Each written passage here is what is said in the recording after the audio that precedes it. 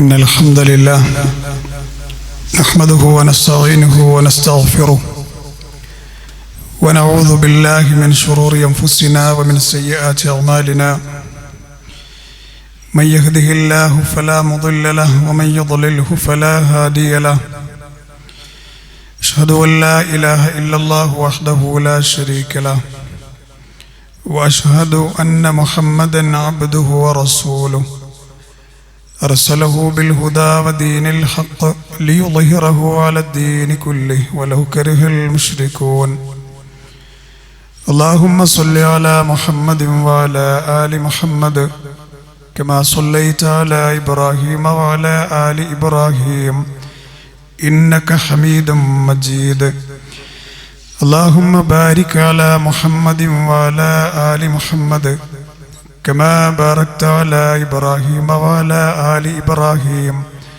إنك حميد مجيد يا أيها الناس اتقوا ربكم الذي خلقكم من نفس واحدة وخلق منها زوجها وبث منهما رجالا كثيرا ونساء واتقوا الله الذي تساءلون به والأرحام إن الله كان عليكم رقيبا يا أيها الذين آمنوا اتقوا الله وقولوا قولا سديدا يصلح لكم أعمالكم ويغفر لكم ذنوبكم ومن يطع الله ورسوله فقد فاز فوزا عظيما يا أيها الذين آمنوا اتقوا الله حق تقاته ولا تموتن إلا وأنتم مسلمون أما بعد فإن خير الكلام كلام الله وخير السنن سنن محمد صلى الله عليه وسلم وشر الأمور محدثاتها وكل محدثة بدعة وكل بدعة ضلالة أعوذ بالله من الشيطان الرجيم بسم الله الرحمن الرحيم يا بني اذهبوا فتحسسوا من يوسف وأخيه ولا تيأسوا من روح الله إنه لا ييأس من روح الله إلا القوم الكافرون.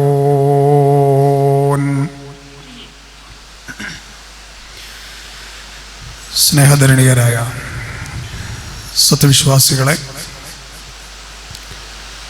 സഹോദരി സഹോദരന്മാരെ, നാം ഓരോരുത്തരെയും നാം അറിയാതെ പോറ്റി വളർത്തിക്കൊണ്ടിരിക്കുന്ന സൃഷ്ടാവും സംരക്ഷകനുമായ റബ്ബ് സുബ്ഹാനഹു വ തആലയുടെ നിയമങ്ങളും വിധിവിലക്കുകളും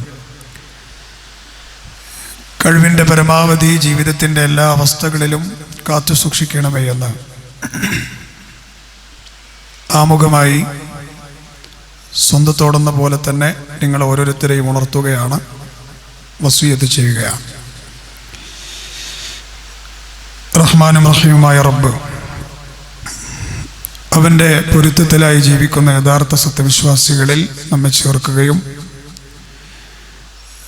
അങ്ങനെ തന്നെ ദുനിയാവിലെ ജീവിതം വിജയകരമായി വിട്ടുപിരിഞ്ഞു പോകുന്ന മഹാഭാഗ്യവാന്മാരിൽ, ഭാഗ്യവതികളിൽ, സാധുക്കളായ പാപികളായ നമ്മെ ഓരോരുത്തരെയും അല്ലാഹു ഉൾപ്പെടുത്തി അനുഗ്രഹിക്കുമാറാവട്ടെ.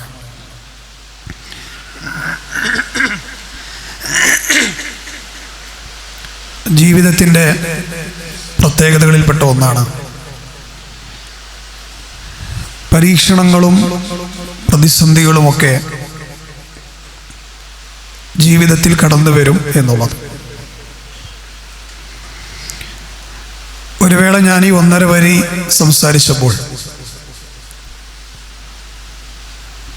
എൻ്റെ ശബ്ദം ശ്രവിക്കുന്ന പല വിശ്വാസികളുടെ കൂട്ടത്തിലും പല വിശ്വാസികളിലും ഒരുപാട് പ്രതിസന്ധിയിലൂടെ ചെറുതും വലുതുമായ പരീക്ഷണങ്ങളിലൂടെയൊക്കെ കടന്നു പോകാത്തവർ ഉണ്ടാകില്ല എന്നുള്ളത് ഉറപ്പാണ്. പക്ഷെ പരീക്ഷണങ്ങൾ വന്നു കഴിഞ്ഞാൽ ഒരു വിശ്വാസിയെ സംബന്ധിച്ചിടത്തോളം അതിനെ നേരിടേണ്ടത് എങ്ങനെയാണ്, എന്ന് തിരിച്ചറിയാത്തത് കൊണ്ടാണ് പലരും കയറുകളിലും വിഷങ്ങളിലും റെയിൽവേ ട്രാക്കുകളിലും മറ്റുമൊക്കെയായി ജീവിതം അവസാനിപ്പിച്ചു കളയുന്നത്. ചുരുങ്ങിയ ഈ മാസത്തിൻ്റെ ഉള്ളിൽ തന്നെ നമ്മുടെ ഈ ഉമ്മത്തിൽപ്പെട്ട പല ആളുകളും പണ്ഡിതന്മാരെന്ന് പറയുന്നവർ വരെ ആത്മഹത്യ ചെയ്ത വാർത്ത നമ്മൾ അറിയുകയുണ്ടായി.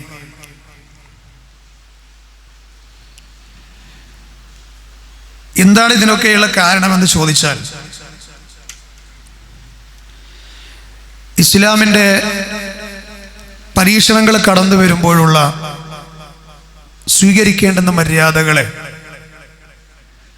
അറിഞ്ഞില്ല എന്നുള്ളതാണ് പ്രധാന കാരണം. ഇതിനെയും ആവർത്തിച്ച് വിശ്വാസി വൃന്ദത്തെ ഓർമ്മപ്പെടുത്തിയില്ല എങ്കിൽ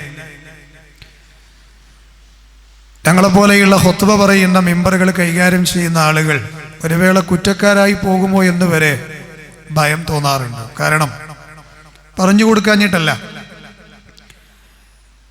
നമ്മളൊക്കെ ചെറിയ ഈമാനിൻ്റെ നൂൽപാലത്തിലൂടെ സഞ്ചരിക്കുന്നവരാണ്. ഇവിടെ നിന്ന് കടുകട്ടിയുള്ള ഈമാൻ്റെ ആളുകളല്ല. ആ ഉള്ള ഈമാൻ കൊണ്ടാണ് ഈ പരീക്ഷണത്തിൻ്റെ കാലത്ത് നമ്മളൊക്കെ തരണം ചെയ്ത് മുന്നോട്ട് പോകുന്നത്. പക്ഷെ പരിശുദ്ധ ഖുർആനിൻ്റെ ഒരു ചെറിയ പ്രയോഗം തന്നെ എന്താണെന്നറിയോ? ലാ തഖ്നുതു എന്നാണ്. ലാ തഖ്നുതു എന്ന് പറഞ്ഞാൽ നിങ്ങൾ നിരാശരാകരുത് എന്ന് ഖുർആൻ പല സ്ഥലങ്ങളിൽ നമ്മോട് പറയുന്നുണ്ട്. വിശ്വാസിക്ക് നിരാശയില്ല എന്നാണ്. പരീക്ഷണങ്ങൾ ഉണ്ടാവും. മതമനുസരിച്ച് ജീവിക്കുന്ന ആളുകളെക്കാൾ, മതമനുസരിച്ച് ജീവിക്കാത്ത ആളുകളെക്കാൾ അധികം മതത്തിൻ്റെ നിയമനിർദ്ദേശങ്ങൾ അനുസരിക്കുന്നവർക്കാണ് പരീക്ഷണങ്ങൾ ഉണ്ടാവുക. പക്ഷെ വിശ്വാസിയെ സംബന്ധിച്ചിടത്തോളം നിരാശയില്ല, നിരാശപ്പെടരുത് എന്നും അള്ളാഹു പറയും. അതാണ് ലാ തഖ്നുതു എന്ന് പറഞ്ഞത്. ചില ആളുകളെ നിരാശ പരീക്ഷണങ്ങൾ കൊണ്ടായിരിക്കൂല, തൻ്റെ ജീവിതത്തിൽ താൻ ചെയ്തു തീർത്ത പാപങ്ങൾ ഓർത്തുകൊണ്ടായിരിക്കും. ഒരുപാട് കേട്ടാലും പറഞ്ഞാലും അറപ്പ് വരുന്ന, മറ്റുള്ളവർ അറിഞ്ഞു കഴിഞ്ഞാൽ മൂക്ക് പൊത്തുന്ന പല തിന്മകളും നമ്മിൽ പലരിലും ഉണ്ടാകാം. ഇതൊക്കെ ഓർത്തുകൊണ്ട് നീറി കഴിയുന്ന ആളുകളുണ്ട്. അവരുടെ ചിന്ത എന്താണെന്നറിയോ? ഇതൊക്കെ എൻ്റെ റബ്ബ് എന്നോട് പൊറുക്കുവാവോ, ഞാനൊക്കെ രക്ഷപ്പെടുവാവോ എന്നുള്ളതാണ് അവരുടെ ബേജാർ. ഞാനൊരു വേള ഈ മിമ്പറിൽ തന്നെ പറഞ്ഞിട്ടുണ്ടെന്നാണ് എൻ്റെ തോന്നൽ. പരിശുദ്ധ ഖുർആനിലെ വിശ്വാസികളെ ഇന്നത്തെ ഖുത്ബ കഴിഞ്ഞ് നിങ്ങൾ ഈ മസ്ജിദ് വിട്ടു പിരിഞ്ഞു പോകുമ്പോൾ സുമറിലെ 53-ാമത്തെ ആയത്ത് നിങ്ങളെയൊക്കെ മനസ്സിലുണ്ടാകണം. പരിശുദ്ധ ഖുർആനിലെ എല്ലാ വചനങ്ങളും നമുക്ക് സമാധാനം നൽകുന്ന ആയത്തുകളാണ്.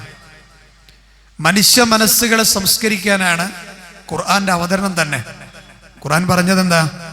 ശിഫാഉൻ ലിമാ ഫി സുദൂർ, ഹൃദയങ്ങൾക്കുള്ള ശിഫയാകുന്ന ഖുർആനാണ്.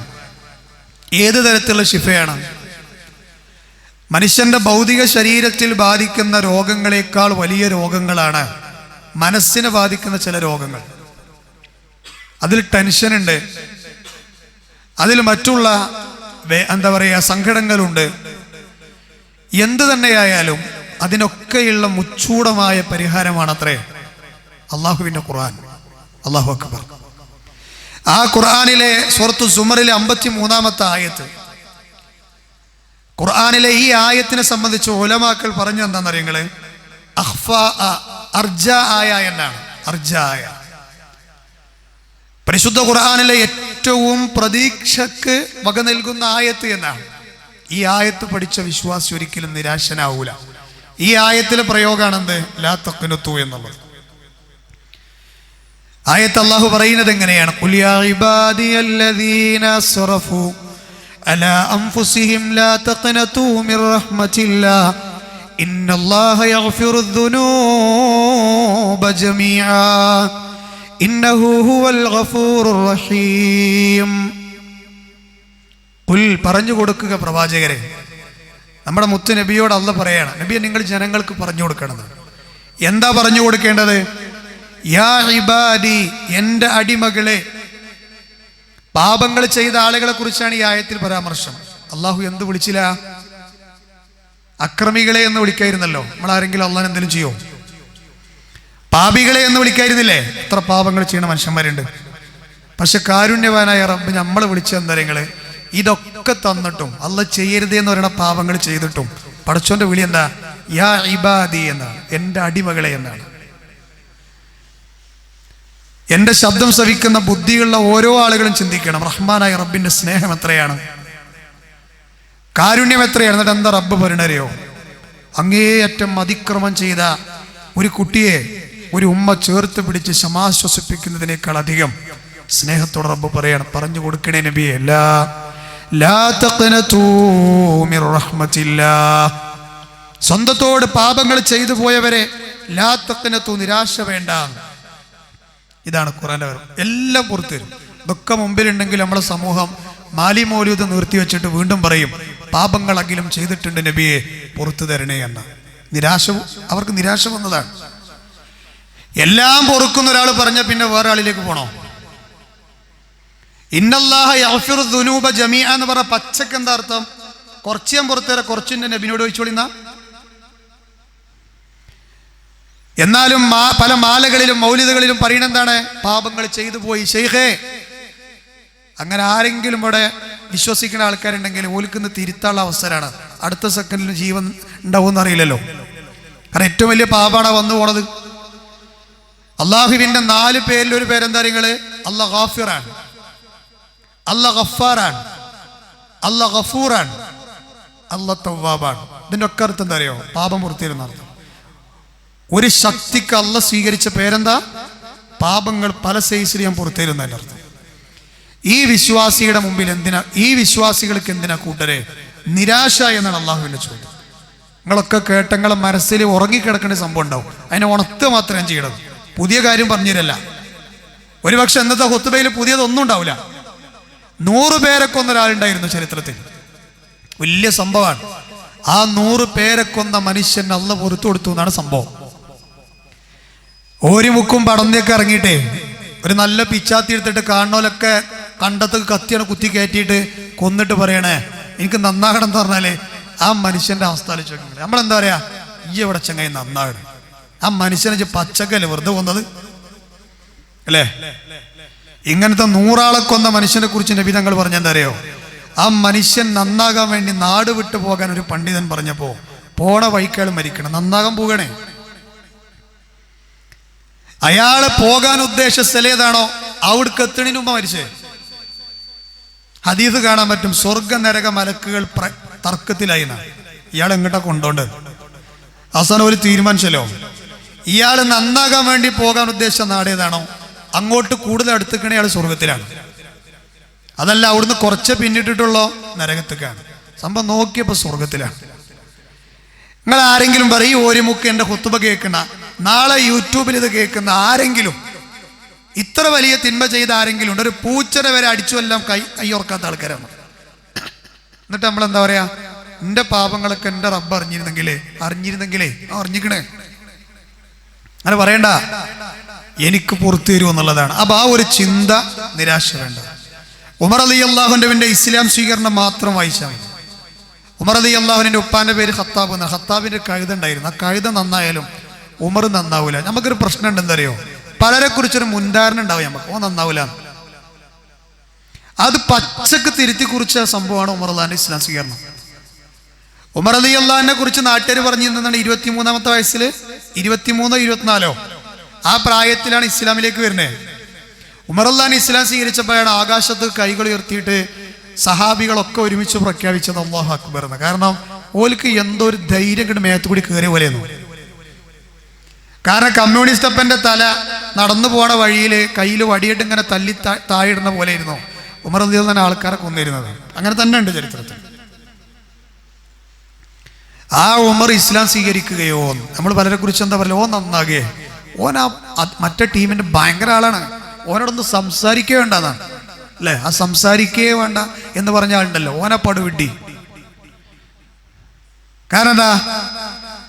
നമ്മളെ ലഘുലേഖ അവിടെ കൊടുക്കണ്ട, നമ്മളെ കൈപുസ്തകം അവിടെ കൊടുക്കണ്ട, നമ്മളെ ക്ലിപ്പ് ഓനക്ക് അയച്ചു കൊടുക്കണ്ട, ഓനോട് സംസാരിക്കേ വേണ്ട. ആരാ നീ പറയാൻ? അങ്ങനെ പറഞ്ഞ ആൾക്കാരുടെ എല്ലാ ചിന്താഗതികളെയും വെട്ടിത്തിരുത്തി അല്ലാഹു. ഉമർ റളിയല്ലാഹുവിന്റെ ഉപ്പാന്റെ പേര് ഖത്താബ്. ഖത്താബിനൊരു കഴുതുണ്ടായിരുന്നു. ആ കഴുത ഇസ്ലാം സ്വീകരിച്ചാലും ഉമർ ഇസ്ലാം സ്വീകരിക്കൂല. പക്ഷെ എന്താ സംഭവിച്ചേ? ഇന്ന് നിങ്ങൾ ഞാനൊക്കെ ഉമറിനെ ഓർക്കണത് എങ്ങനെയാണ്? സ്വർഗത്തിലെ 2ാം റാങ്കുകാരനാണ്. ഉമർ റളിയല്ലാഹുവിനൊരു വഴിക്ക് പ്രവേശിച്ചാൽ പിശാച് പരിസരത്ത് എവിടെയുണ്ടെങ്കിൽ ഓടുന്നാണ് ഉമറിന്റെ ഈമാനെ കുറിച്ച് റസൂലുള്ളാഹി സ്വല്ലല്ലാഹു അലൈഹി വസല്ലം പറഞ്ഞത്. ആ ഉമർ റളിയല്ലാഹുവിന്റെ ഇസ്ലാം സ്വീകരണവും അദ്ദേഹത്തിന്റെ ഹൃദയമുരുകിയ തൗബയും അള്ളാഹ് സ്വീകരിച്ചില്ലേ? അതുകൊണ്ട് നമ്മൾ ഇവിടുന്ന് എങ്ങനെ ഇറങ്ങി പോകുന്നേ? പഠിച്ചോനെ, ഞാൻ എൻ്റെ ജീവിതത്തിൽ അറിവില്ലായ്മ കൊണ്ട് പലതും ചെയ്തിട്ടുണ്ട്, അതാണ് എനിക്ക് പലതും അസ്വസ്ഥത തരുന്നത്, ഈ പൊറുക്കണം കേട്ടോ എന്ന് പറഞ്ഞാലേ നിങ്ങൾ ഏത് സെക്കൻഡിലാണ് പറഞ്ഞത് പഠിച്ചോ പുറത്തു തരും. എന്താകട്ടെ, എന്ത് തിന്മയാട്ടെ, അള്ളാഹു നമ്മളെ കബൂലാക്കുമാറാകട്ടെ. ഇങ്ങനത്തെ കുറെ നിരാശയും പേറി നടക്കണ കുറെ ആളുകളുണ്ട്. അലി റളിയല്ലാഹു അൻഹു അലി റളിയല്ലാഹു അൻഹു ഒരു വചനം തരങ്ങള് അൽ അജബു മിമ്മൻ യുഹ്ലികു വമഅഹു നജാ എന്നാ ഖീല വമാ ഹിയ ഖാല അൽ ഇസ്തിഗ്ഫാർ. അദ്ദേഹത്തോട് ചോദിക്കപ്പെടുകയാണ്, രക്ഷപ്പെടാനുള്ള വഴിയാണ് ഇസ്ലാമിൽ ഇസ്തിഗ്ഫാർ എന്ന് പറഞ്ഞാൽ. സഹോദരങ്ങളെ, നജാത്തിന്റെ വഴി എന്താ? നജാത്ത് എന്ന് പറഞ്ഞാല് രക്ഷക്കുള്ള വഴി എന്നാണ്. ആ രക്ഷപ്പെടാനുള്ള വലിയ ഒരു വഴി അള്ളാഹു നിങ്ങളുടെ മുമ്പിൽ അങ്ങനത്തെ ഒരു വാതിൽ ഉണ്ടാക്കി തന്നിട്ട് അതിലൂടെ കയറാനുള്ള അവസരം ഏതുവരെ ഉണ്ട് നിങ്ങള്? അന്ത്യനാളിന്റെ വലിയ അടയാളങ്ങളിൽ പെട്ടതാണ് ഇന്ന് സൂര്യൻ എവിടുന്നാണ് ഉദിക്കണം അതിന്റെ നേരെ ഓപ്പോസിറ്റ് ഉദിക്കുക. അതുവരെ നിങ്ങൾക്ക് സമയമുണ്ട്. എത്ര എന്തിനെ? തൗബക്കേ. പക്ഷെ നമ്മളതുവരെ ഉണ്ടാവും എന്നുള്ളതാണ് ചർച്ച. സമയം കളയരുത്. 5 കാര്യത്തിന് ധൃതി കൂട്ടണം എന്നാണ് ഇസ്ലാം പറഞ്ഞത്. ധൃതി പാടില്ല. അൽ അജലത്തു മിന ശൈത്താൻ, അത് പിശാചിന്റെ സ്വഭാവമാണ് എന്ന് പറഞ്ഞ പടച്ചോൻ പറയണത് 5 കാര്യത്തിന് ധൃതി കൂട്ടണം എന്ന്. അതിൽപ്പെട്ടൊന്നെന്തറിയോ? അത്തൗബത്തു മിന ദംബ്, തെറ്റുന്ന് രക്ഷപ്പെടാൻ. അതിപ്പോ ഞാനിപ്പോ നല്ല പ്രായമാണ്, എന്നാലും ഇപ്പൊ പഴയതൊക്കെ കുറച്ച് ഇനി ഉണ്ടാവും, അതുകൊണ്ട് ഞാൻ ഇങ്ങനെ പോട്ടെ, കുറച്ചേണ്ട് നന്നാകാം എന്ന് പറയാൻ എൻ്റെ അയൽവാസി ചിലപ്പോൾ കഴിഞ്ഞ ആഴ്ച മരിച്ചിട്ടുണ്ടാവും, ഓനെ ഓർത്താൽ മതി. ഈ ആഴ്ചയിൽ കഴിഞ്ഞ വെള്ളിയാഴ്ച മുനീർ ഷറഫി ഖുത്ബ പറഞ്ഞിട്ട് ഈ വെള്ളിയാഴ്ചക്കുള്ളിൽ നിങ്ങൾ എത്ര മരണ വാർത്ത സോഷ്യൽ മീഡിയയിൽ വായിച്ചു? കൂടാളിയിലെ 5 ചെറുപ്പക്കാരെ മരണ വാർത്ത കേട്ടിട്ടപ്പോൾ നമ്മളവിടെ വന്നിരിക്കുന്നത്. അതിലെ ആ കുടുംബത്തിൽപ്പെട്ട ഒരു സഹോദരൻ, എൻ്റെ മരം ഉണ്ടായില്ലെന്ന് പറഞ്ഞത്. നിങ്ങൾ ഓനക്ക് വേണ്ടി ഇസ്തിഗ്ഫാർ തേടണം, പാപമോചനം തേടണം പറയുന്നത്. വയസ്സെത്ര? 22. ആലോചിച്ച് നോക്കി നിങ്ങൾ. നമുക്കെത്രയായി? ബോണസാണ്, ദുനിയാവിലൊക്കെ ബോണസാണ്. അതുകൊണ്ട് ഒന്നും കൂടുതൽ ആഗ്രഹിക്കണ്ട. ഇങ്ങനെ സുഹൃത്ത് പറയാൻ ഈ മിമ്പറുകളെ പറ്റുള്ളൂ. ഇത് നിങ്ങൾക്ക് ചിലപ്പോൾ വീട്ടിൽ നിന്ന് ആരും പറഞ്ഞു തരൂല. അത് ചിലപ്പോൾ നിങ്ങൾ ഈ ഫുട്ബോൾ കളി കാണുമ്പോൾ കൂട്ടത്തിൽ നിന്ന് ആരും പറഞ്ഞു തരൂല. നിങ്ങൾ ടൗണിൽ കച്ചവട തിരക്കിലാവുമ്പോൾ ആരും പറഞ്ഞു തരൂല. അത് എവിടുന്ന കിട്ടുക? ഇങ്ങനത്തെ സദസ്സെന്ന കിട്ടുക. അതിന്റെ പേരാണ് സുഹൃത്ത്. ജീവിതം ഒന്നുമല്ല എന്നുള്ള തിരിച്ചറിവാണ് സുഹൃത്ത്. സഹോദരങ്ങളെ, ഇസ്തിഗ്ഫാറിനെ നിങ്ങൾ എന്ത് ചെയ്യണം? എന്നാൽ അലി റളിയല്ലാഹു അൻഹു പറയണത് വലിയൊരു വാതിൽ അല്ലാഹു ഉണ്ടാക്കി തന്നിട്ടുണ്ട്. ആ അഹങ്കാരം, നിനക്ക് അഹങ്കാരം ഉണ്ടാക്കുന്ന, അതായത് നീ ജീവിതത്തിൽ ചെയ്ത പെർഫെക്ഷൻ ആയി നന്മ ഉണ്ടാവില്ലേ? എന്താ അലി റളിയല്ലാഹു അൻഹു പറഞ്ഞത്?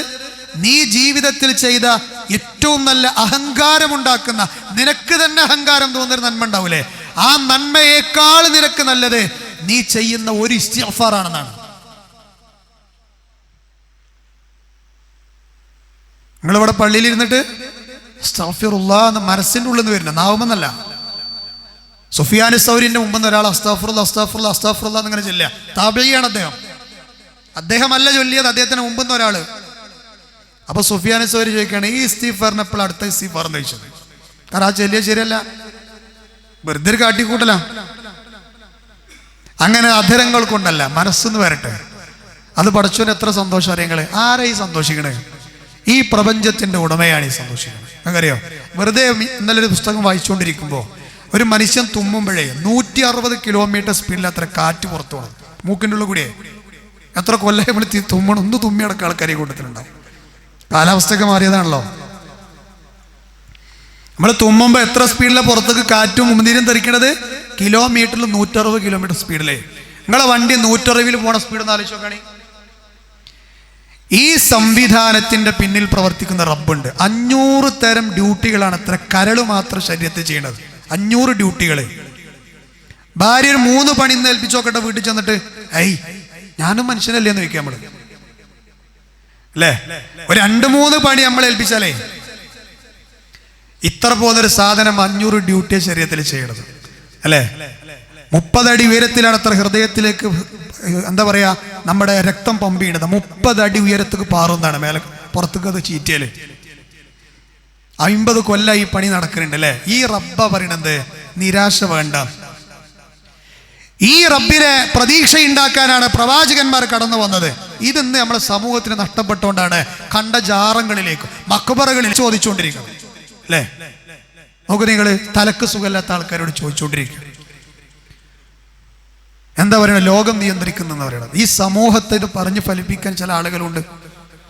ഇതാണ് നമ്മുടെ നാട്ടിലെ അവസ്ഥ അല്ലേ?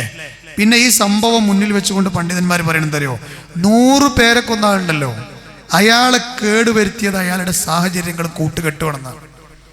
അപ്പൊ നമ്മളെ വീട്ടിൽ തിന്മ ചെയ്യാനുള്ള സാഹചര്യം ഉണ്ടോ? ആരാ നിർത്തലാക്കേണ്ടത്? നമ്മളാണ്. എൻ്റെ വീട്ടിൽ ഹറാമ് കാണൂലെന്ന് ഓൽക്ക് അന്നം കൊണ്ടു കൊടുക്കണം, ഞാനാ തീരുമാനിക്കേണ്ടത്. അത് ഞാൻ ചെയ്യണില്ല, ഓലവിടെ ചെയ്യണ്ടാവും എന്ന് പറഞ്ഞാൽ നമ്മളെന്ത് ഗൃഹനാഥന? ദയ്യൂസുകളാകരുത്. അല്ലാഹുൽ മുസ്തആൻ. അത് പറയുമ്പോൾ എനിക്ക് പേടിയുണ്ട്. കാരണം ഈ ഇരിക്കണ മുഖങ്ങളൊക്കെ നമ്മൾ പരിചയക്കാരറിയും. കാരണം ഓലെ കുറിച്ച് എനിക്ക് ചിന്തിക്കാൻ പോലും കഴിയില്ല. കാരണം എന്താ? കൂട്ടിക്കൊടുപ്പ് വരും. നമ്മളെ വേണ്ടപ്പെട്ട തിന്മക്ക് കൂട്ടുന്നു കൊടുക്കുക. നമ്മളൊന്നാലോചിച്ചു. അതാണത്രേ വീട്ടിൽ തിന്മ കണ്ടിട്ട് മിണ്ടാതിരിക്കുന്ന ഗൃഹനാഥന്റെ ഉപമ എന്നാണ്. അപ്പൊ നമ്മൾ എന്ത് ചെയ്യും? സാഹചര്യങ്ങൾ ഏത് തിന്മയിലേക്കും മനുഷ്യനെത്തുന്ന സാഹചര്യത്തിൽ ഇബ്നുൽ ഖയ്യിം റഹ്മത്തുള്ളാഹി പറയുന്നുണ്ട്, വ്യഭിചാരത്തിക്ക് മനുഷ്യനെത്തുന്ന നോട്ടത്തു കൂടിയാണ്.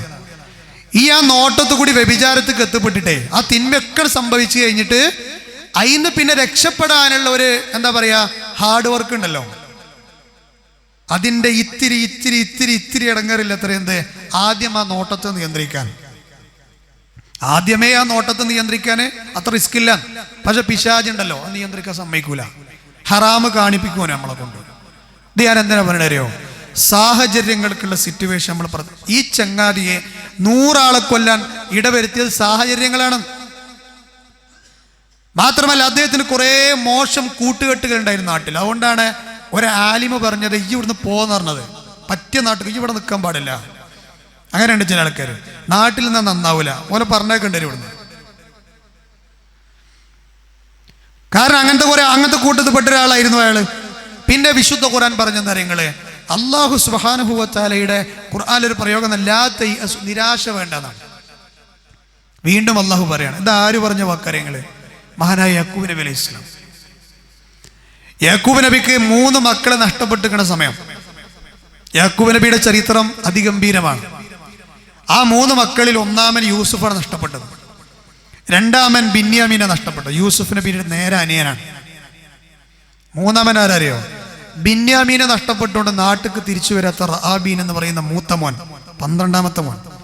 12 മക്കളിൽ ഒന്നാമൻ. ഈ 3 മക്കളെ നഷ്ടപ്പെട്ടപ്പോൾ ബാക്കി ശേഷിച്ച 9 ആളുണ്ടായിരുന്നു. ഈ 9 ആളോട് യാക്കൂബ് നബി പറഞ്ഞ വാക്കെന്തറിയോ? യാ ബനി യദ്ഹബൂ ഫതഹസ്സസൂ മിൻ യൂസുഫ വ അഖീ. എൻ്റെ പൊന്നുമക്കളെ, പഞ്ചേന്ദ്രിയങ്ങൾ കൊണ്ട് നിങ്ങൾ അന്വേഷിക്കണം ചെന്നിട്ട് യൂസുഫിനെ എന്ന് പറഞ്ഞു.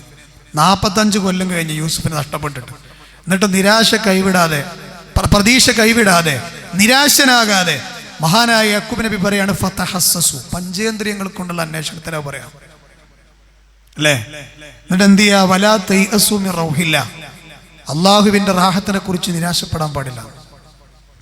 അള്ളാഹിന്റെ സമാധാനത്തെ കുറിച്ച് നിരാശപ്പെടാൻ പാടില്ല. ഇന്നഹു ലാ യൈഅസു മിർ റൗഹില്ല ഇല്ലൽ ഖൗമുൽ കാഫിറൂൻ. ആർക്കാ നിരാശപ്പെടാൻ കഴിയുക? കാഫിര്യങ്ങൾക്കാണ്. അപ്പൊ അള്ളാഹിന്റെ പ്രതീക്ഷയെ കുറിച്ച് നിരാശ ആർക്കുണ്ടാവുക? കാഫിറുകൾക്കാണ്. അത് കാഫിറുടെ സ്വഭാവമാണ്. അതുകൊണ്ട് സഹോദരങ്ങളെ, അയ്യൂബ് നബി അലൈഹി സ്വലാത്തു വസ്സലാം 18 കൊല്ലം കഴിഞ്ഞിട്ട് വടിമ കുത്തി എണീറ്റു എന്ന ചരിത്രം. അയ്യൂബ് നബി അലൈഹിസ്സലാം 18 കൊല്ലം കണ്ണിന്റെ ഉള്ളിലൊഴികെ ശരീരത്തിലെ എല്ലാ തൊലിയിലും മുറി, മാറാത്ത മുറി 18 കൊല്ലം. 18ാം കൊല്ലം ഈ മുറിയൊക്കെ മാറിയിട്ടേ അള്ളാഹിന്റെ മഹാത്ഭുതം അദ്ദേഹത്തിന്റെ ജീവിതത്തിൽ സംഭവിച്ചു അല്ലേ? ഉർക്കുളു ബിരിജ്ലിക് ഹാദാ മുഅ്തസലും ബാരിദും വശറാബ്. അയ്യൂബേ, താങ്കളുടെ കാലം നനക്കുക. കാലിന്റെ അടിയിൽ നിന്ന് എന്താ വന്നത്? ബാരിദും വശറാബ്, തണുത്ത കുടിക്കാൻ പറ്റുന്ന ബാരിദായ ശറാബ് വന്നു എന്നാണ്. വെള്ളം വന്നു, അതിൽ മുങ്ങാൻ പറഞ്ഞു. മുങ്ങിയപ്പോ ശരീരത്തിലൊക്കെ മാറിയെന്നാണ്. ഭാര്യ വരെ അത്ഭുതപ്പെട്ടു പോയല്ലോ. നിങ്ങൾ എൻ്റെ ഭർത്താവിനെ പോലെ ഉണ്ടല്ലോ എന്നാണ് പെട്ടെന്ന് കണ്ടപ്പോ ഭാര്യ പറഞ്ഞത്. അയ്യൂബ് നബിനോട് തന്നെ പറയണ ഭാര്യ, നിങ്ങൾ എൻ്റെ ഭർത്താവിനെ പോലെ ഉണ്ടല്ലോ. അങ്ങനെ മാറി. അയ്യൂബ് നബിക്ക് ക്ലാരിറ്റി വരുത്തി കൊടുക്കേണ്ടി വന്നു, ഞാൻ എൻ്റെ ഭർത്താവ് തന്നെയാണ്. 18-ാം കൊല്ലം അദ്ദേഹം ആ വടിയിൽ ഊന്നി എണീറ്റ് നിന്ന് അദ്ദേഹം റബ്ബ് സുബ്ഹാനഹു വ തആലയുടെ ആ വലിയ പരീക്ഷണത്തിന് അർഹനായപ്പോ അല്ലാഹ് പറയണേ, അദ്ദേഹം ക്ഷമിച്ചതുകൊണ്ട് അദ്ദേഹത്തിന്റെ എല്ലാ എല്ലാ ലൊറ് എന്ന് പറഞ്ഞാല് അതിൽ മരണം പെടും, പട്ടിണി പെടും, ദാരിദ്ര്യം പെടും, കഷ്ടപ്പാട് പെടും, രോഗം പെടും, ഒക്കെ പെടുന്നൊരു വാക്കാണ് ലൊറ് എന്ന് പറഞ്ഞാൽ. ഇതൊക്കെ ഞാൻ നീക്കം ചെയ്തു കൊടുത്തു. പട്ടിണിയിലായിരുന്നു, മക്കളുണ്ടായിരുന്നു, ഒക്കെ മരിച്ചുപോയി. പിന്നെ രോഗം വന്നത്. അല്ലാഹ് പറയണേ വആതൈനാഹു അഹ്ലഹു എന്നാണ്. അദ്ദേഹത്തിന്റെ കുടുംബത്തെ ഞാൻ തിരിച്ചു നൽകി. യാക്കൂബ് നബിയുടെ 3 മക്കളും നഷ്ടപ്പെട്ടിട്ട് കരഞ്ഞു കരഞ്ഞ് ജീവിക്കുമ്പോൾ അല്ലാഹ് പറഞ്ഞെന്തറിയോ, നിങ്ങളുടെ ക്ഷമ കൊണ്ടും എന്നിലുള്ള സമർപ്പണ ബോധം കൊണ്ടും പ്രതീക്ഷ കൊണ്ടും നിങ്ങളെ മക്കളും മരിച്ച് മണ്ണിലേക്ക് പോയിക്കണമെങ്കിലടക്കം ഞാൻ ഓൾക്ക് ജീവൻ കൊടുത്ത് നിങ്ങളെ മുമ്പിൽ എത്തിക്കുന്ന പറഞ്ഞ പ്രതീക്ഷ വേണം. ഇത് നമ്മുടെ ഉമ്മത്തിന് നഷ്ടപ്പെട്ടു. ആർക്ക് വരെ? തൗഹീദുള്ളവർക്ക് നഷ്ടപ്പെട്ടു. അതുകൊണ്ടല്ലേ പല രംഗത്തും നമുക്ക് സമാധാനമില്ലാത്തത്. അതുകൊണ്ട് അള്ളാഹുവിനെ കുറിച്ചുള്ള പ്രതീക്ഷ. എന്നാൽ അള്ളാഹ് പറയണേ, മക്കളെ കുടുംബത്തെ മാത്രമല്ല അതുപോലെയുള്ള വേറെയും കുടുംബാംഗങ്ങളെ ഞാൻ അദ്ദേഹത്തിന് നൽകി. റഹ്മത്തമ്മിന് എന്തിനാന്ന് പറഞ്ഞു? നമ്മളെ അടുത്തുള്ള റഹ്മത്തായിരുന്നു അത്. അതുകൊണ്ട് റഹ്മാനായ റബ്ബിന്റെ വിഷയത്തിൽ സുജൂദുകൾ നമുക്ക് പറ്റിയ സമയമാണ്. കടന്നിങ്ങനെ പറഞ്ഞോളി. നിങ്ങൾ ആ സുജൂദിൽ കിടന്നിട്ട് ഇങ്ങനെ പ്രാർത്ഥിച്ചു റബ്ബിനോട്. കുറെ നല്ല ഫ്രീ മൈൻഡോടെ നമുക്ക് എണീക്കാൻ പറ്റും. രാവിലെ പറ്റുമെങ്കിൽ തഹജ്ജുദിന് എണീറ്റിട്ട് നിങ്ങൾ വന്ന് പ്രാർത്ഥിച്ചു നോക്കണേ. നിസ്കാര ശേഷം റബ്ബിനോടൊന്ന് ദുആ ചെയ്ത് നോക്കണേ. ഒരു യാത്ര ചെയ്യുകയാണ് റബ്ബേ എന്ന് വിളിച്ച് പ്രാർത്ഥിച്ചു നോക്കണേ. സഹോദരങ്ങളെ, പ്രാർത്ഥന മാത്രമാണ് നമുക്കുള്ള പ്രതീക്ഷ. നമ്മൾ കുടിക്കുന്ന എന്തൊക്കെ മരുന്നുകളുണ്ടോ, എന്തെല്ലാം ചികിത്സകളുണ്ടോ, അതിനേക്കാളൊക്കെ 10 മടങ്ങ് എഫക്റ്റാണ്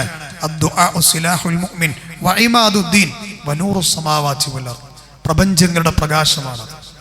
ഇതുകൊണ്ടാണ് അത്ഭുതങ്ങൾ സൃഷ്ടിച്ചതാരെ മുൻകഴിഞ്ഞു പോയ ആളുകൾ. അതുകൊണ്ടാണ് റബ്ബ് പറഞ്ഞത് വലാ തൈഅസു വലാ തഖ്നുതു എന്നൊക്കെയുള്ള പ്രയോഗം പരിശുദ്ധ ഖുർആനിൽ എമ്പാടും നമുക്ക് കാണാൻ കഴിയും. അതുകൊണ്ട് അള്ളാഹുവിനെ കുറിച്ചുള്ള പ്രതീക്ഷയുമായി മുന്നേറുക. വന്നുപോയ പാപങ്ങൾ റബ്ബിലേക്ക് ഏറ്റുപറയുക. ശിഷ്ടകാലം ഇനി ജീവിച്ചത്ര ഉണ്ടോ എന്ന് ഒരിക്കലും ഉറപ്പിച്ചു പറയാൻ നമുക്ക് കഴിയില്ല. ഉള്ളത് നന്നായി ജീവിച്ച് കാത്തിരിക്കുന്ന സ്വർഗീയ ലോകം നേടിയെടുക്കാൻ എനിക്കും നിങ്ങൾക്കും സാധിക്കണം. അള്ളാഹു അതിനെ നല്ലൊരു ശുദ്ധമായ ഈമാനുള്ള ഹൃദയത്തെ നമുക്ക് പ്രദാനം ചെയ്ത് അനുഗ്രഹിക്കുമാറാവട്ടെ.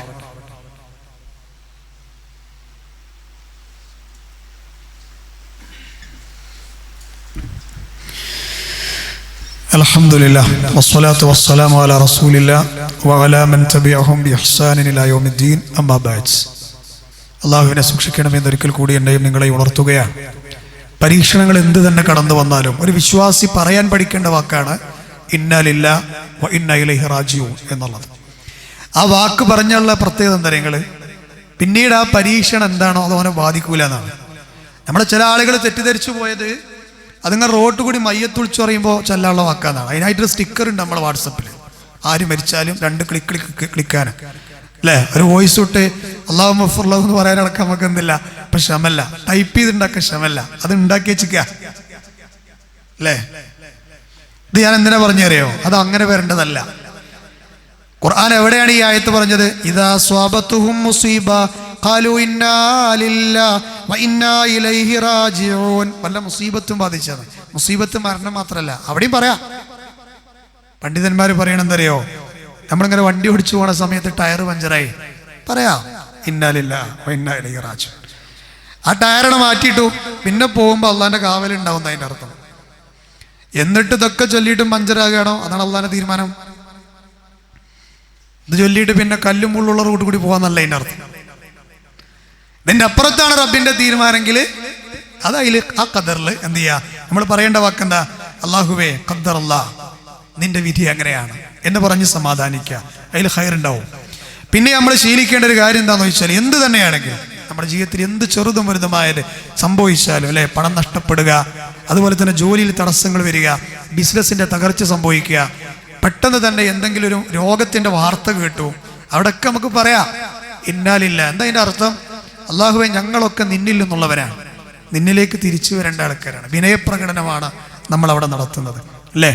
അതുപോലെ തന്നെ എന്തെങ്കിലുമൊക്കെ പരീക്ഷണങ്ങളൊക്കെ ജീവിതത്തിൽ ഉണ്ടെങ്കിലേ പ്രാർത്ഥിക്കപ്പം ഞാൻ നേരത്തെ പറഞ്ഞല്ലോ, പ്രാർത്ഥിക്കുമ്പോൾ എന്ത് വേണം? പ്രാർത്ഥന വലിയ ആയുധമാണ്. ആ മൂർച്ചയുള്ള ആയുധം ഉപയോഗിക്കുമ്പോൾ ശ്രദ്ധിക്കേണ്ട പ്രധാനപ്പെട്ട മര്യാദയാണ് ധൃതി പാടില്ല എന്നുള്ളത്. ധൃതിയോടെയുള്ള മനസ്സോടെ നീ പ്രാർത്ഥിക്കുകയാണോ അള്ളാഹ് ഉത്തരം തരൂല. അള്ളാഹ് ഈ പെട്ടെന്ന് ഉത്തരം തരും അത് നമ്മളെ ഏൽപ്പിച്ചിട്ടില്ല. നമ്മുടെ എന്തേ പറഞ്ഞിട്ടുള്ളൂ? കാര്യം അവതരിപ്പിക്കാനേ പറഞ്ഞിട്ടുള്ളൂ. ഒന്നുകിൽ അപ്പം തന്നെ കിട്ടും, അല്ലെങ്കിൽ ചിലപ്പം പരലോകത്ത് നിന്ന് കിട്ടുക, അല്ലെങ്കിൽ ഒരു പാപം വായിച്ചു തരും. ഏതാണ് അള്ളാഹ് സ്വീകരിക്കുന്ന വഴി നമുക്കറിയില്ല. എന്ത് ചെയ്യാ? ധൃതി കൂട്ടാൻ പാടില്ല. നബി സല്ലല്ലാഹു അലൈഹി വസല്ലമ പറഞ്ഞില്ലേ, ധൃതി കൂട്ടാതിരിക്കുന്നിടത്തോളം കാലം നിങ്ങളെ പ്രാർത്ഥനയ്ക്ക് അള്ളാഹു ഉത്തരം തരുമെന്ന് റസൂലുള്ളാഹി സ്വല്ലല്ലാഹു അലൈഹി വസല്ലം പറഞ്ഞതായി നമുക്ക് കാണാൻ പറ്റും. പിന്നെന്തെന്നറിയോ? മരണപ്പെട്ടവർക്ക് വേണ്ടിയുള്ള പ്രത്യാശ നമ്മുടെ ജീവിതത്തിൽ ഉണ്ടാകണം. അതായത് ആരെങ്കിലും പെട്ടെന്നാണ് മരിച്ചുപോയി, എന്തെങ്കിലുമൊക്കെ അപകടങ്ങൾ സംഭവിച്ചു, ചില ആളുകൾ ആകെ തളർന്ന്, അല്ലേ? ഇപ്പോ കുറച്ച് മാസങ്ങൾക്ക് മുമ്പ് നമ്മൾ വായിച്ചൊരു വാർത്ത എന്താ? സ്വന്തം മകൻ പള്ളിയിലേക്ക് പോവുകയാണ്, 8ാം ക്ലാസ് പഠിക്കുന്ന മകൻ. അയൽവാസിന്റെ വീടിന്റെ മുറ്റത്തു കൂടെ പോവുക. അപ്പൊ അതിലൂടെ പോണ സമയത്ത് ആ കുട്ടിന്റെ മേറ്റക്ക് ഗേറ്റ് മറിഞ്ഞു. ഗേറ്റ് തുറന്നപ്പോ, അങ്ങനെ റെയിൽ ഗേറ്റ് ആയിരുന്നു, മറിഞ്ഞു എന്നാ, കുട്ടി മരിച്ചു. ഈ വാർത്ത കേട്ട കുട്ടിന്റെ മമ്മി മരിച്ചു, അല്ലേ? ചില വാർത്തകളൊന്നും ചില ഹൃദയങ്ങൾക്ക് താങ്ങൂല. പക്ഷെ ദുനിയാവിലെ എന്ത് തന്നെ പരീക്ഷണങ്ങൾ ആരെ ജീവിതത്തിൽ ഉണ്ടായാലും സഹോദരങ്ങളെ, എന്താ വിശ്വാസം വിചാരിക്കറിയോ? ഇതൊക്കെ എനിക്ക് പരലോകത്ത് അല്ലാഹു ഞാൻ ക്ഷമിക്കുകയാണെങ്കിൽ തിരിച്ചു തരുന്നുള്ള ബോധം വേണം. ജന്മന ഒരു കുട്ടിയാണ് മരിച്ചു, എന്താ ഒരു വിശ്വാസിക്ക് പറയാനുള്ളത്? എന്താ പറയുള്ളത്?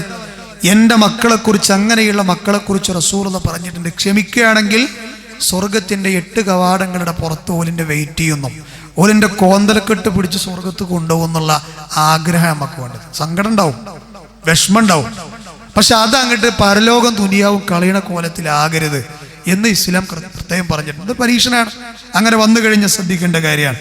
പിന്നെ പറഞ്ഞെന്താ നിങ്ങള്?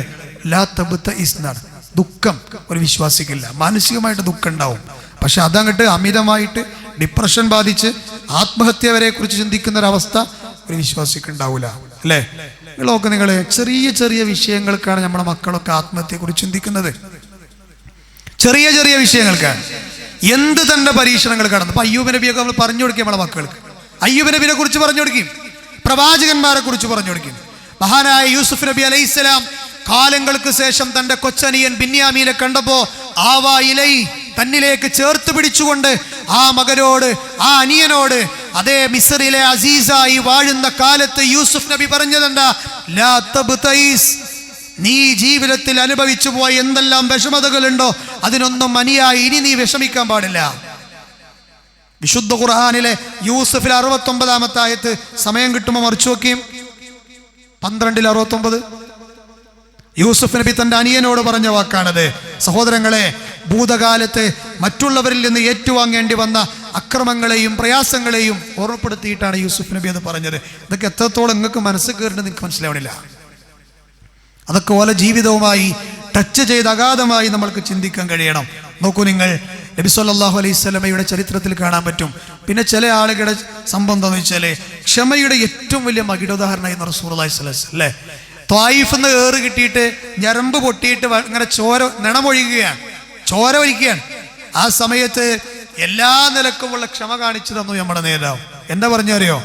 ഓലെ നശിപ്പിക്കണ്ടെന്ന് പറഞ്ഞ ജിബ്രീലിനോട് ഇത്ര കൂടി പറഞ്ഞു, ബൽ അർജു എന്നാ പറഞ്ഞത്, ഞാൻ ആഗ്രഹിക്കുന്നു എന്നാണ്. എന്താ ആഗ്രഹിക്കുന്നു? ഇവരിൽ നിന്ന് തൗഹീദുള്ള ജനത പിറവിയെടുക്കുന്ന ഒരു കാലം വരാനുണ്ടെന്നാണ്. ഇത് നമ്മളോട് എന്തെങ്കിലും വാക്ക് പറഞ്ഞാല്, എന്തെങ്കിലുമൊക്കെ ഒരു സംസാരം നടത്തുന്ന കണ്ണുരുട്ടിയാല് ശത്രു ലിസ്റ്റിൽ കൊണ്ടുപോയി ചേർക്കുന്നതിന് മുന്നേ അവരുടെ നന്മക്കും വേണ്ടി പ്രാർത്ഥിക്കാൻ പഠിക്കേണ്ട ശറഹുസ്വദറിന്റെ ആളുകളായി മാറാൻ അതിന് നമ്മൾ പ്രാർത്ഥിക്കണം.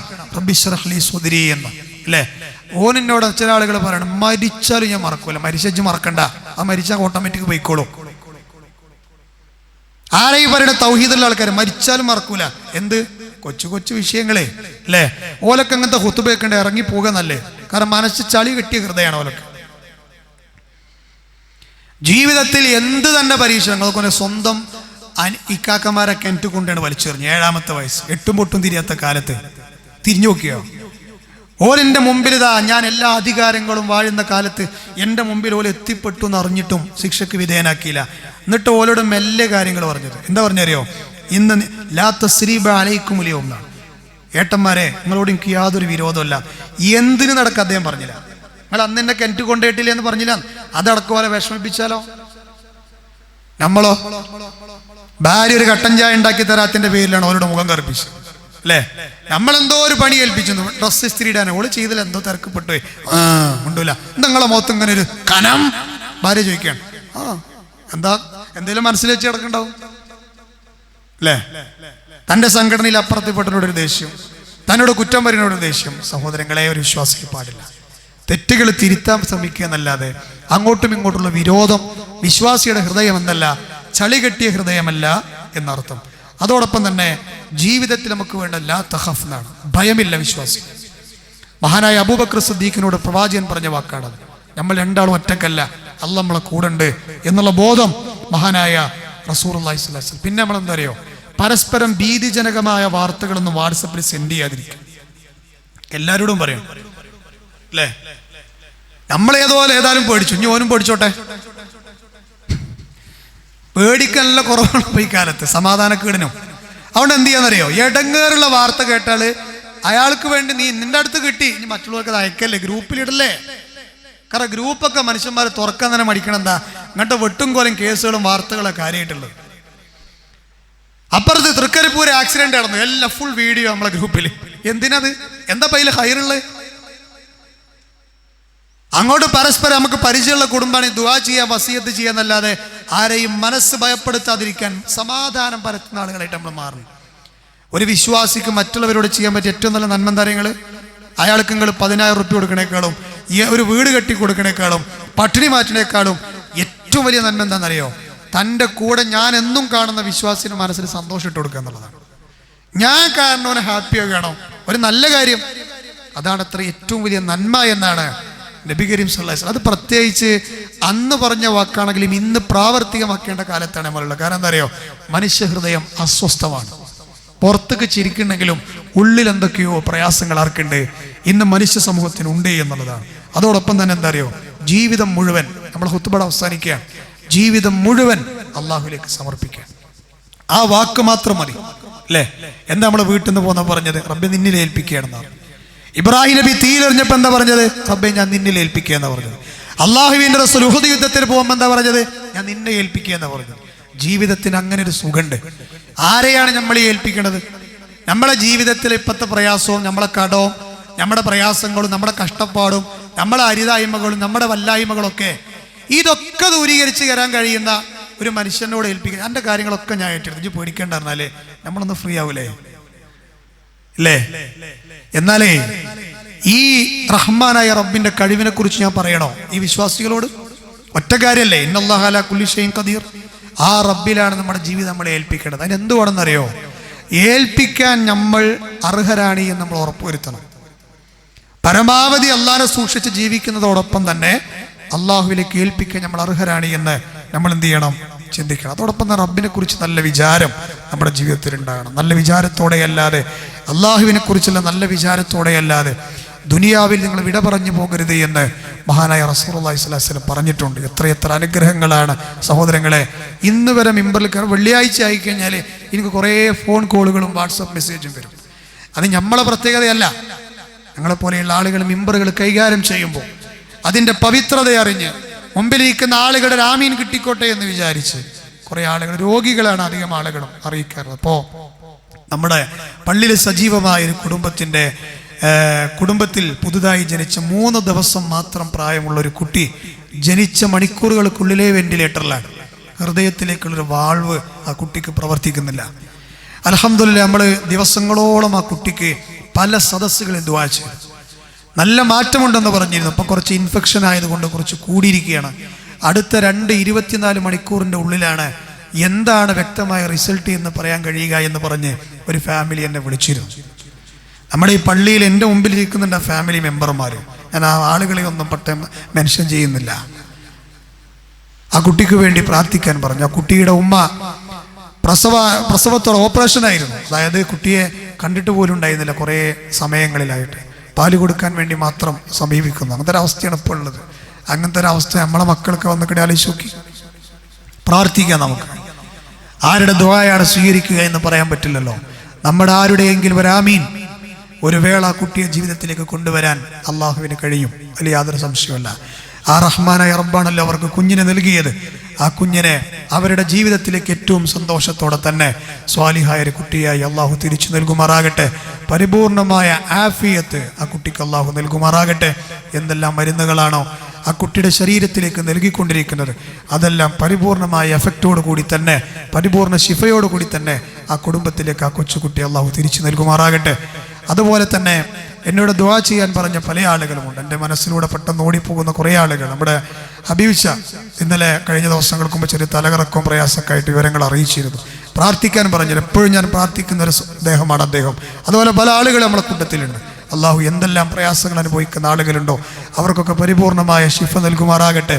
വരാനിരിക്കുന്ന വല്ല പരീക്ഷണങ്ങളും രോഗങ്ങളും നമ്മുടെ ജീവിതത്തിലുണ്ടോ അതെല്ലാം അള്ളാഹു പരിപൂർണമായി അതിൽ നിന്നെല്ലാം അള്ളാഹു നമ്മളെ കാത്തു രക്ഷിക്കുമാറാകട്ടെ. അതുപോലെ തന്നെ എൻ്റെ മനസ്സിൽ പല ആളുകളുമുണ്ട്. നമ്മുടെ സഹോദരങ്ങൾ, കഴുത്തിന് പ്രയാസമുള്ള ആളുകൾ, ഊരക്ക് പ്രയാസമുള്ള ആളുകൾ, അതുപോലെ തന്നെ നെഞ്ചുവേദനയുള്ള ആളുകൾ, അതുപോലെ തന്നെ ശാരീരികമായി മറ്റു പ്രയാസങ്ങളുള്ള ആളുകളൊക്കെ പ്രാർത്ഥിക്കാൻ പറഞ്ഞിട്ടുണ്ട്. അള്ളാഹു അവർക്കൊക്കെ ശിഫ നൽകുമാറാകട്ടെ. അതുപോലെ തന്നെ മാനസികവും ശാരീരികവുമായ മറ്റു അവശതകൾ അനുഭവിക്കുന്ന ആളുകൾ നമ്മുടെ കൂട്ടത്തിലുണ്ട്. കുടുംബപരമായി ഒരുപാട് വിഷമതകൾ അനുഭവിക്കുന്ന ആളുകൾ വേറെയുമുണ്ട്. എന്തെല്ലാം പ്രതിസന്ധികളിലൂടെയാണോ അസമാധാനത്തിലൂടെയാണോ പല ആളുകളും കടന്നു പോകുന്നു, അതിൽ നിന്നെല്ലാം അല്ലാഹു അവർക്ക് മോചനം നൽകി സമാധാനമുള്ള നിർഭയത്വമുള്ള ജീവിതം നൽകി അനുഗ്രഹിക്കുമാറാകട്ടെ.